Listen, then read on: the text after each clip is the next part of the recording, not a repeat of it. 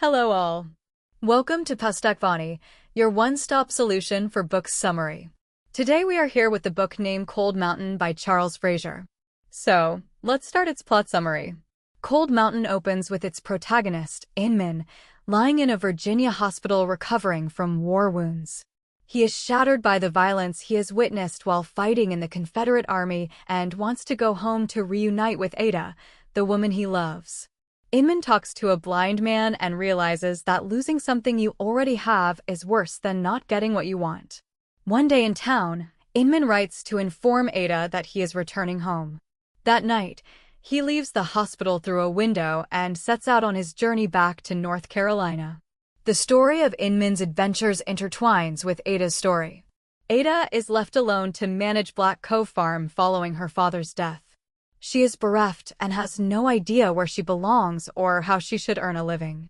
When she visits the Swangers, her neighbors, Ada looks into a well to foretell her future. She sees a man walking through the woods on a journey, but does not know what this vision means. The next day, Sally Swanger sends a local girl named Ruby to help out on the farm. Ruby and Ada become friends and establish a comfortable domestic routine. Meanwhile, Inman's journey westward is fraught with danger and violence. He is pursued across the Cape Fear River, escaping with his life thanks to the skill of a girl paddling a dugout canoe. Inman intervenes when he finds a dissolute preacher, Solomon Vesey, attempting to murder the preacher's, pregnant lover. The preacher is exiled from his community, and Inman is forced to continue part of his journey with Vesey. Inman has to intervene again when Vesey causes trouble in a store and at an inn. While Vesey spends the night with a prostitute called Big Tildy, the peddler Odell tells Inman a sad story about landowners' cruelty towards slaves. The next day, Inman and Vesey help a man remove a dead bull from his stream. This man, Junior, invites them to his home to spend the night, and several strange things happen. Inman is drugged and forced to marry Junior's wife, who the author suggests may be a cannibal. Junior then hands Inman and Vesey over to the Home Guard, the military force that has been searching for Inman. Inman is forced to walk eastward, retracing his steps. The guards decide to shoot the men and bury them in a shallow grave. Although Inman escapes with a slight head wound, Vesey dies. Ada's story resumes. The novel follows her adjustment to a life of labor in harmony with nature. Ada's friendship with Ruby blossoms as she begins to identify with the natural world. The female protagonist lays down roots at the farm and recalls memories of Inman and her father. Occasionally, she finds herself touched by events surrounding the war. A group of pilgrims forced into exile by federal soldiers seek shelter for a day at the farm. Ada recalls Blunt, a soldier she met at a party in Charleston who later died in battle. Finally, when Ada and Ruby visit the town of Cold Mountain, they hear a story told by a prisoner jailed for desertion. The captive tells of the sadistic Teagues band of the Home Guard. On their walk home, the two women observe some herons, and Ruby explains that a heron fathered her. Ada tells the intricate story of her parents' relationship and her mother's tragic death in childbirth.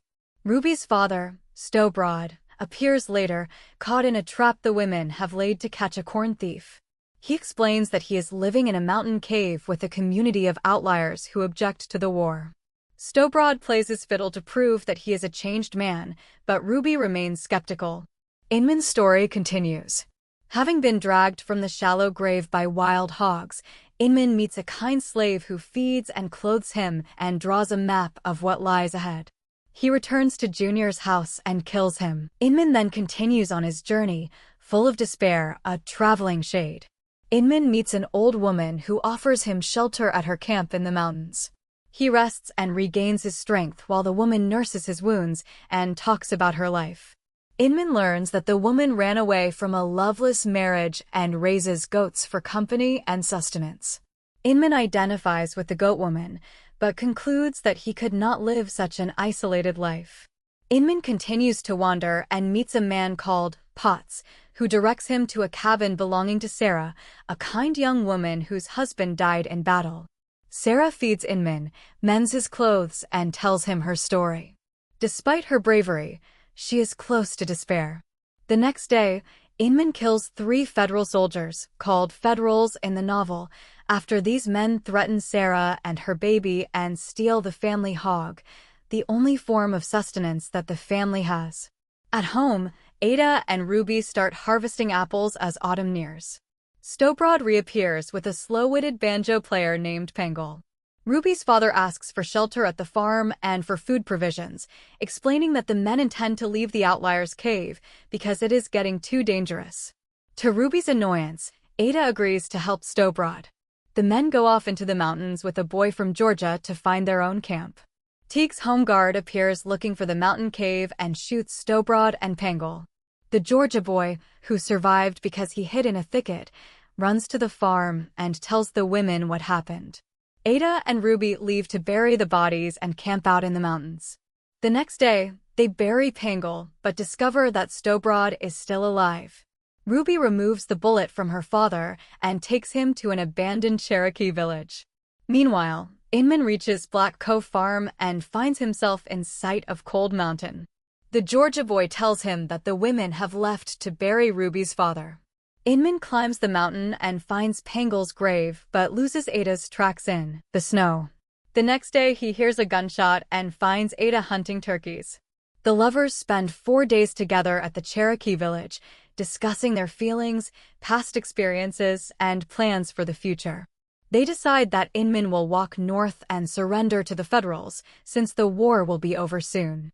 On the 5th day, Stobrod is strong enough to travel. Ada and Ruby leave for the farm, and the men follow. On the journey back to Black Cove, the home guard ambushes Inman and Stobrod. Inman kills all the men except for Birch, Teague's second-in-command. Birch seems powerless and scared, but he shoots Inman before the Inman can attack him. Ada hears the shots, finds Stobrod, and races back to locate Inman. She holds him in her lap as he dies. In a brief epilogue set 10 years later, Ada, her 9-year-old daughter, presumably by Inman, and Ruby's family gather in the evening.